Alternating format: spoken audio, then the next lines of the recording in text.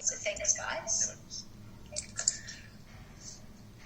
Okay, so I should let you guys know that our presentation today is focusing solely around the administrative tasks that you can undertake prior to arrival, what you need to do to plan your arrival, okay, so packing, booking airport pickup, all that kind of stuff, and then what you can expect at orientation and how you can get settled and connected here in Melbourne.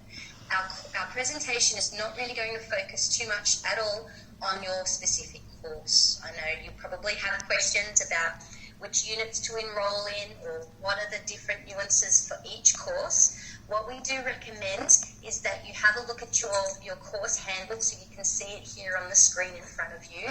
Many courses have different requirements. Okay, so for example, if you are studying public health, for example, at the Alfred, or you might be looking at doing a health science course or education course, some of the dates might be slightly different to the dates that we are going to quote for orientation week. So it's always best not to panic, not to be confused. Check out your course handbook. During orientation week, there will be lots and lots of support available to you for choosing units. So if you're not sure, you might have credits, you might be thinking, look, I don't know if I want to do this elective or if I want to do this unit. You can enroll in units now, and then there will be opportunity once you arrive here on campus to get some actual advice from a course coordinator and other student volunteers, and they will help you. And you can change, you can change things around, and you can manipulate your timetable to suit you. Okay, so please don't worry too much about that at this point in time. This is all about focusing on the logistics of getting prepared and what you can do to get organised for arrival here. Okay, so just a reminder, ask your questions today. Also, in terms of technical things, sometimes when we are doing webinars, we can have a few little glitches here and there. So if for some reason your connection should drop out, please just close the system down, log back in again with the Zoom ID number, and then you'll be straight back in, okay? So just persevere with us if you can. Now, I know there's a lot of people out there who are probably feeling very anxious about accommodation. Now, rest assured, guys, this is normal. I understand that people who have applied for on-campus accommodation have been notified if you've been successful in securing an apartment or a room on campus. And some people who haven't been successful have been put on waiting lists. There are other options out there, and there is support available to assist you. Okay, we have staff here with us today behind the scenes on their busily typing away on their computer keyboards to answer your questions. So if you are worried about accommodation and you're looking for off-campus accommodation, please send through your questions in the Q&A function. Our staff will do their best to help you today. If they are unable to answer your questions today, you can also contact them through the Ask Monash website here that you can see on the screen in front of you. All right, there's a QR code there. Once you identify yourself, let them know, who you are, where you're from, what your budget is. The staff, the very dedicated staff, will get in touch with you, and they will make sure that you have all of the support and information you need. There will be no students out there that are homeless, okay? There is a lot of options and there's a lot of support. Okay, so what can you do now? Start your homework, all right? Before you leave home, there's a few things you can do to get organised. One of them being, Ibrahim, next slide, thank you, is to check out the Destination Monash booklet. All right, so this booklet, guys, has from A to Z everything you need to know about studying at Monash and living in Melbourne. So it has information and links and contact details there for, you name it, public transport. If you're coming with family, you might have information about how to access childcare. You might be wanting to know where to get support to find employment. All kinds of stuff is in this booklet. All right, so please have a look at it. Print it out or save a copy on your phone, and you can refer to it throughout your journey. Even on arrival, it will still be very handy. Okay, so that is your all in all, everything you will find. Everything is there in Destination Monash. Okay, so first things first, what you can do now is you can start your enrolment. You can go to the Get Started website. All right, so this is a step-by-step guide into the things that you need to do to secure your enrolment, to organise your student email address, Authkate password, and also you can start getting links with other students. For example, we have different social networks that you can access online. We'll talk about all of that just in a moment, but first of all, enroll. You have a deadline to enroll, guys, all right? So you have to have enrolled before the 28th of February. It's done online, and then the idea is you come on campus. You have to arrive physically here on campus in Melbourne by the 28th of February, and then you will collect your student ID card. The other thing that you can do before you arrive here in Melbourne is you can check out this Moodle unit, which is called Monash Essentials. It's a 30-minute unit, and it has all of the essential information that you will need to know now that will make your transition so much smoother when you arrive in Melbourne. Okay, so Monash Essentials generally is the tip of the iceberg in terms of the knowledge that you need to have. If you do this unit now, you will be able to maximise the time during orientation to have some really rich, meaningful conversations about questions that are completely unique to you and your concerns. And, not to mention, get involved in all of the really fun orientation stuff, and make lots of new friends and really feel settled. This Monash Essentials unit will cover things like your visa responsibilities and your visa rights as an international student, and it will have a whole bunch of resources that you can access to for more information. Okay, so I mentioned already, orientation week is important. The university is going to expect that you are here from the 24th to the 28th of January. Now, remember what I said earlier about checking your course guide, because if you are enrolled in a different type of course, some of these courses might have dates that start prior to the 24th of January. Okay, so check your course guide. If your faculty has said to you, we need you here by the 18th of January, for example, then you need to listen to what your faculty is saying. But in general, a lot of coursework students will be commencing in week 1, which is the week following the orientation week. Now, if you, for whatever reason, and I'm sure there would be very, very good reasons for some students as to why you cannot arrive on time, what you can do, it's really important, is you need to send an email to latereg@monash.edu, and you need to ask your faculty for permission to arrive late. Okay? You need to tell them your reason. So it might be, for example, your visa has been delayed or something like that. If you contact the faculty, they will be able to let you know whether you can continue to arrive and perhaps study a little bit later. Thank you, Param. I've just been notified that there's an error in my slide. It says orientation is the 24th to the 28th of January. Please forgive me, that's wrong. It's actually February. Okay, so the last day to arrive is the 28th of February. So as I was saying, if you cannot be here in time, you need to contact latereg@monash.edu, and you need to ask permission to arrive late. Some faculties may be able to accommodate you, other faculties may not.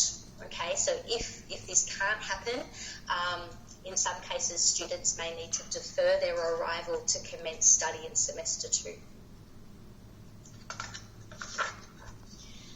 Okay, so the next thing, once you've done your getting started online enrolment and you know the date that you need to arrive, obviously obviously you need to book your flight. So booking your flight, once you have your flight details, you can organise for a complimentary airport pickup service. So the Monash campuses, obviously we have a Parkville campus for students studying pharmacy.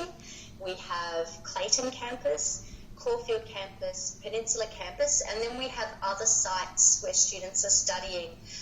We have students studying at our rural health school in Gippsland, and other various sites like the Alfred and like Daddy here, who studies in the law chambers in the city. So these airport pickup services are available regardless of which campus you are studying at, and it's quite a distance from the airport. So if it's free, it's complimentary. If you have family members travelling with you, they can accompany you as well. So please go to the airport pickup website and book that airport pickup service, which will be listed in the links of the summary sheet that we send out after our webinar today.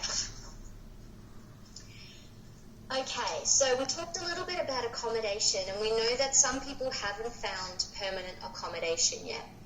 The golden rule, and this is a message that we push out very, very clearly from Monash, is that please do not organise any permanent accommodation sight unseen, and do not sign contracts or hand over any money if you are not sure if it's going to be right for you.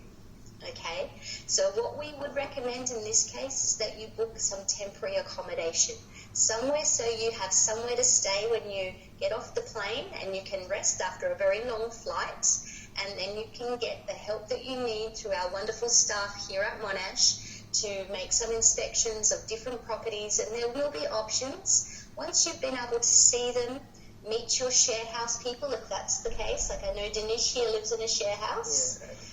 Not all share houses are created equal, guys. So you really do want to be able to have an informed decision and inspect. Once you've signed a legal contract and you've handed money over, it can be complicated if you need to break that contract. So please book some temporary accommodation. There are some options here on the slide in front of you for different temporary accommodations around Melbourne.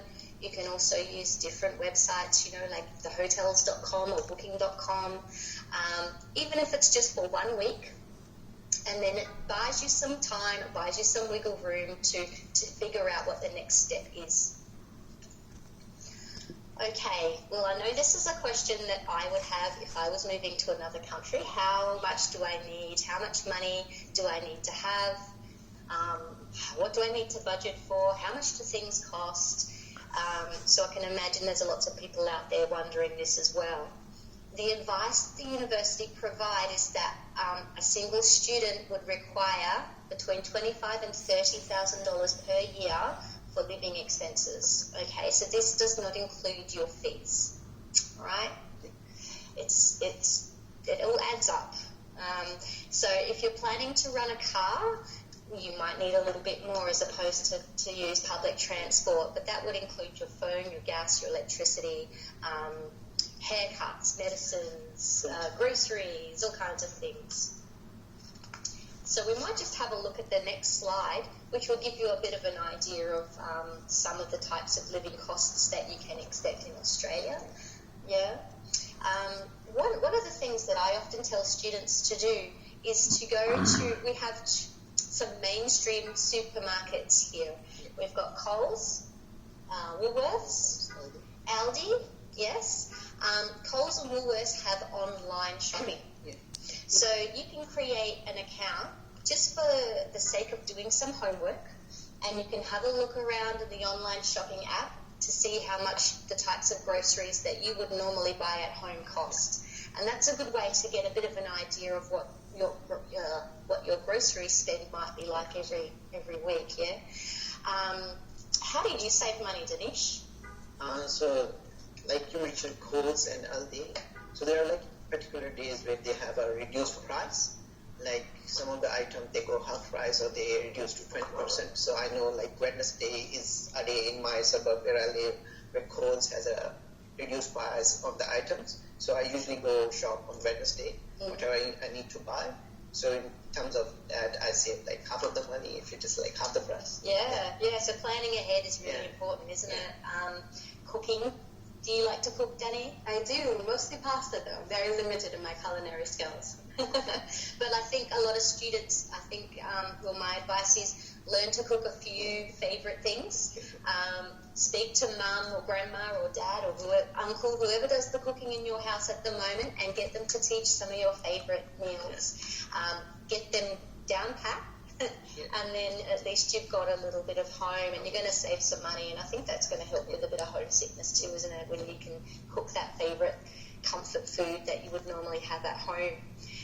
Some of the other things that students might do is look for second-hand items. So you can save money in some cases with second-hand books. You might even be able to get second-hand furniture, things that are useful.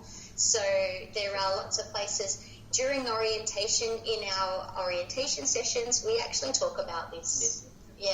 So in the meantime, we'll talk about a Facebook group that you can join, where we have student ambassadors here like Danish and Danny online quite often, who are answering questions all the time, and they'll give you some links and some ideas. So stay tuned for that.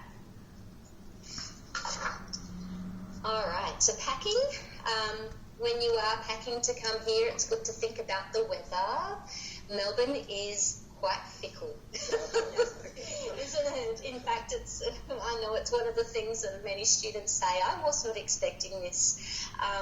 At the moment, it's summer, and today I think we had a forecast of about 28 degrees and sunshine. There's a cool change hitting now, and I believe tomorrow we're down to maybe 20 degrees with rain, so it can be very, very changeable. The slide that you see here in front of you gives you some average temperatures in degrees Celsius from month to month.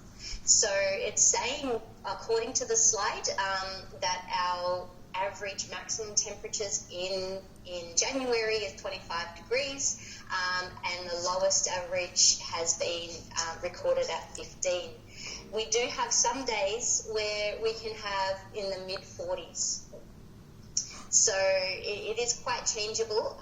February is quite often our hottest month, so that's when you guys will be arriving. The good part about that is Australians love outdoor activities. There'll be lots of sausage sizzles and lots of summer activities happening for you as well. You don't have to pack everything but the kitchen sink, okay? We have department stores here.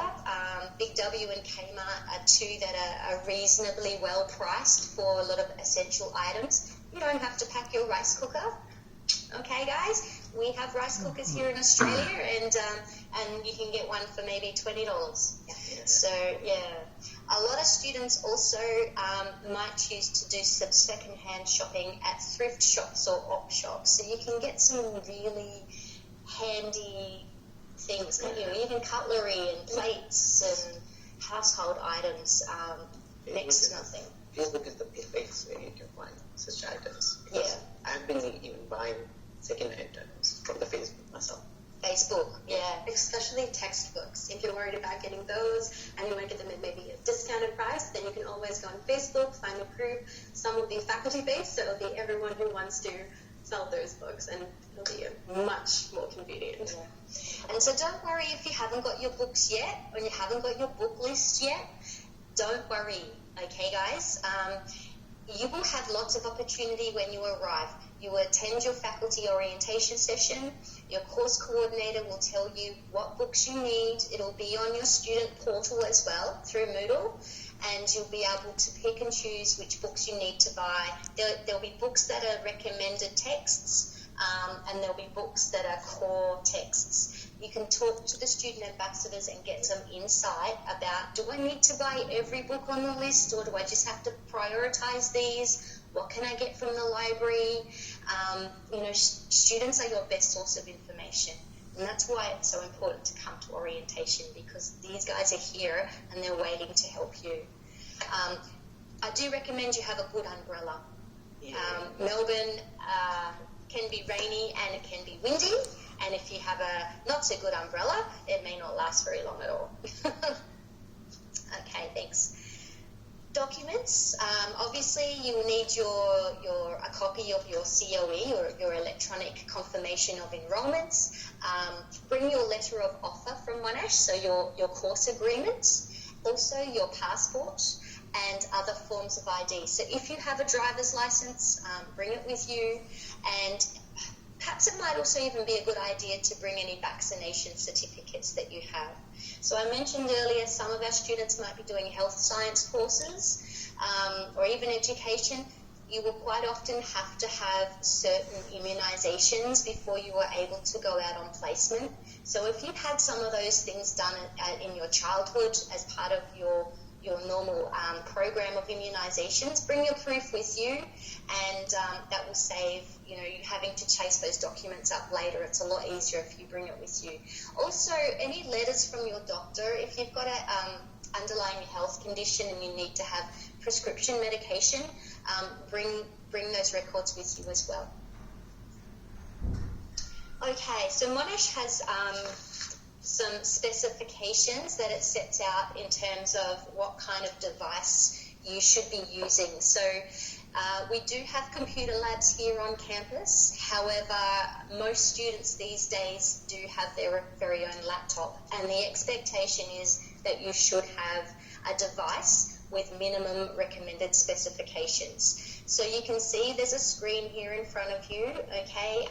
Please go to that website, which again, we will send the link out following the webinar, and that will tell you exactly what it is that you need if you're purchasing a brand new laptop. Many lectures you can screen online, they're recorded, and sometimes even for some courses, you might be required to do some online exams and things like that. So it's important that you have your own device. Okay, in doing your homework, we're not even on campus yet, all right? This is stuff you can be doing at home. There's a fabulous website, the International Student website, where we have a whole bunch of students out there who are sharing all of the insight and knowledge they have about what it's like being a student. So you can download podcasts, you can watch videos, there's webinars as well that you can tap into about what life is like as an international student. So we've got students out there providing advice about budgeting, like Danish has just provided, people talking about how they get around in Melbourne. Some people use public transport, some people have bought a car, some people take Ubers. So if you tap into all of that kind of stuff, you can get a bit of a feel for what other people are doing. Not one size fits everybody. Everyone's different, and different things work for different people. So yeah, listen, the more insightful you can be with this stuff, when you're arriving, you have a whole bunch of questions that you want to ask that are really meaningful for you, and that's how you can make the most out of your orientation experience here. I talked a little bit earlier about Facebook. Yeah, so this is a great resource. Would you agree? Yeah, definitely. Yeah. This is a page called New to Monash Uni 2020. All right, so you can see the QR code there in front of you. You can search for this group and you can join and you can start asking questions today. So we've got students there who will give you their opinion about things, not the university's opinion, real life students, their opinion about, where you can buy good coffee or favorite restaurants, or, where people choose to live. Sometimes people even ask about, share house accommodation. All kinds of things are on this website, so or on this Facebook page. So start asking questions today. Introduce yourself. And you never know, you'll make some connections there. All of a sudden, you've got some new friends and you haven't even arrived on campus yet. So it's a great way to meet other new students and find out what's happening around the campuses of Monash too. Another another resource for you is to use the Amigo app. So I believe you guys are Amigo ambassadors or moderators? We are. You are. Danny, would you like to tell us a little bit about Amigo and what it's designed to do and how it can help students? Sure, I would love to. So Amigo is an online platform where international students can try to connect with students currently at Monash University. So for instance, if you're interested in reading and books, you can join the book group and you can ask any questions about, oh, hey, what should I read? I need a book recommendation. Someone will be there to give you their book recommendations. Or if you have more general questions about where you could go in Melbourne, for instance, then someone can give you suggestions. One thing I recommended the last time I was a moderator was to go to St Kilda Beach because you can see penguins for free. Yes. A lot of students love to get out and about and experience some of the tourist attractions that Melbourne have to offer, so that's good advice. The other thing I really love about Amigo is a lot of students say, I want to meet people outside of my home country. I want to get to know people from other cultures. But that can be, I guess, a little bit daunting if you are new and you don't know anybody. The best thing about Amigo is you can join an interest group, and then you can connect with people based on the same interests as you. So you might like to go hiking, for example, and you join the hiking group, and all of a sudden you've got something in common with people from a whole range of backgrounds, and you can organise to go on a hike together. And so it's a really fabulous resource for getting in touch and staying social. Okay, so they're the things that you guys can do now and start getting excited and meeting people already online. But when you arrive in Melbourne, there's probably a few things you need to know as well. So first of all, you will arrive at the airport, and the very first thing that you will encounter is Australian customs and quarantine. Yeah, so I know we were talking earlier and you guys had some stories about this. Yeah, Danny in particular, you talked about ghee. Yes, I had a friend who was given a lot of ghee from his mother. Ghee is kind of like butter, you spread it on roti. And his mum gave him 3 containers that she insisted he took with him. You're not really supposed to bring dairy products, but he didn't want to disappoint his mum, so he tried to smuggle it through customs without declaring it. Suffice to say, he spent a long time explaining his reasons and why his mum means so much to him to the customs officers. Yeah, so I guess the moral of that story is check the customs website. You can see there's a link and a QR code here in front of you.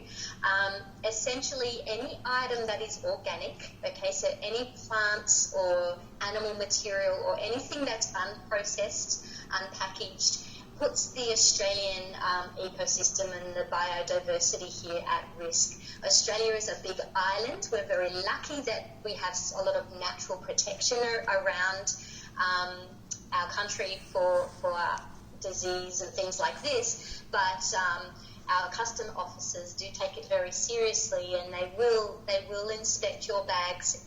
If you see this little dog or a similar type of dog sniffing around the bags at customs, please don't be alarmed. It's his job. He has a wonderful little nose, and it's his job to detect anything that might be in your bag that needs to be investigated. So basically, our advice to you is to declare anything that you think that you're unsure about, or anything that you think you need to ask questions about. But better still, just don't bring home-cooked foods from grandma or anything like that with you. For example, a processed 2-minute noodle package is okay, but nothing that's not processed or packaged. And anything like raw wood and things like that you should declare. So if you've got a musical instrument you're bringing with you, perhaps even declare that and get the customs officer to look at it. And on that note, prescription medication, you can bring prescription medication with you. Bring a copy of your prescription just to verify what it is. There are limitations. So again, go to the website and just do your homework, okay? So if you have arrived at the airport and you have organised to have airport pickup, your driver will be waiting for you. So don't worry. When you booked your airport pickup, you would have given them your flight details. They are very experienced with monitoring different flights to notice if there has been a delay in your flight or something like that. If you've got advance notice that your flight's going to be delayed, it's a good idea to email them. Once you book your airport pickup, you will receive a confirmation email with instructions, okay? But if it's an unexpected delay, don't panic because they will be monitoring your flight. Once you've cleared customers, what you need to do is go to the Vodafone store, okay? And then the driver will be standing there holding a Monash University sign. Wait up to 30 minutes, okay? If they're not there after waiting for 30 minutes, then there'll be a phone number in your email that you can call. Questions, there are questions here. People are asking, should I open up an Australian bank account? How do I open up an Australian bank account? Danish, have you got some experience with this? When I came here, I didn't know that Combank has actually an app overseas where you can actually open an account from back at home. But for me, when I came here, I have to be personally present here because they need to see your passport and they need to verify where you are living. So you need to provide the accommodation address as well in order for them to send you the card when you open the account. So I guess they can look for the overseas options if they are wanting to open. Otherwise, it would be better to come here because things will go smoothly. Yeah, look, I agree. I think that's one of the reasons we say have some identification with you. The symbols that you can see on the screen in front of you, they're the major banks in Australia. We don't recommend one over the other. Normally, we just say go with what's convenient. Have a look at their websites, and most of them will offer student accounts with either zero or low fees. There is a Commonwealth and a Westpac branch here at the Clayton campus, so that's convenient. Other campuses may have a branch that's nearby or an ATM on campus as well. So it's a very personal decision. You shouldn't be carrying large amounts of cash with you. In terms of customs, you have to have less than $10,000 with you. Otherwise, you do need to declare your cash. But we certainly don't recommend bringing that much. So maybe just enough for the first month. Yeah. But open account as soon as you can. So you might have bond and rent. Yeah, for the accommodation, especially because it's usually like $400 to $500 a bond. That's actually a security if you're living in a permanent residence. So you might need to bring around $1,000 and $1,500, I'll say. Otherwise, I don't think so. There's a need to bring that large amount. Yeah. So yeah, we don't really want you walking around with large amounts of cash because it makes you vulnerable, I think. Okay, we might just take a break for one moment and have a look at some of the questions. We've already talked about second-hand books. Someone here is asking how they can get a part-time job. Any ideas? There are definitely resources available at Monash that can help you find a part-time job.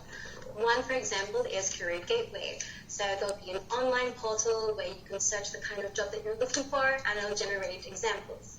Another really helpful one that helped me get a job was to sign up for the Jobs for Students program. So you sign up online, you send through your resume, and they scan through it and then send you emails with job availabilities that are tailored to your qualifications. There is a lot of information. We're on the orientation experience slide now. There will be a lot of information that you can access during orientation to help you find part-time job. And I know for a lot of people, because the cost of living in Australia may be considered quite high, it's relative depending on, I guess, where you're from and what exchange rates are like and things like that. We really do recommend that you get settled in your course and in Melbourne first before you start working part-time.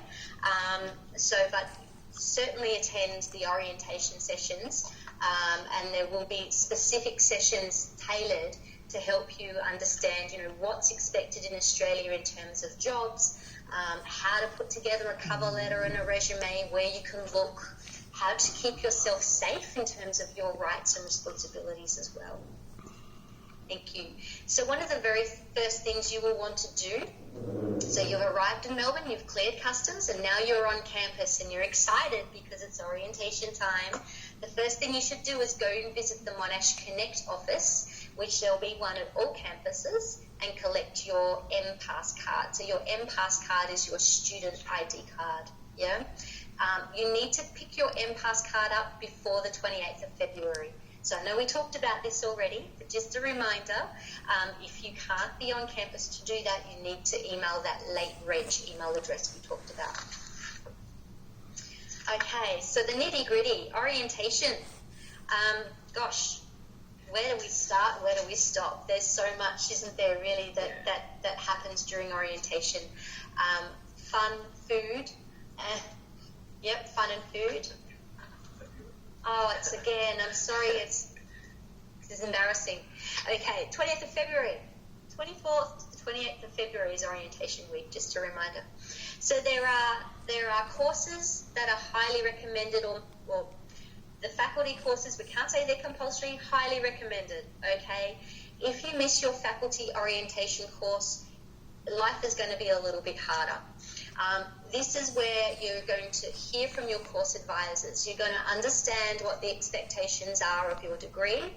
You will find out what books you need to buy, whether or not there are camps or placement or work integrated learning opportunities. All of this type of stuff will be talked about in orientation.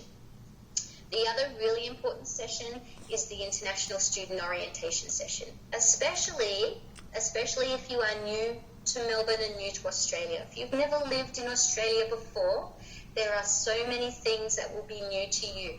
It will help you to adjust and settle a lot faster if you come to these sessions. We will talk about in a lot of detail how to use public transport. We will talk about Aussie culture. We will talk about life as a student, and you will have these guys to tap into as resources for you. Now, to find out what kind of orientation sessions are available to you, you can go to this website. This is the Orientation Planner. There are, as I said, there are sessions out there that are, priority important, and there are other sessions out there that you can pick and choose from according to your wants and interests. So if you're looking at getting a part-time job,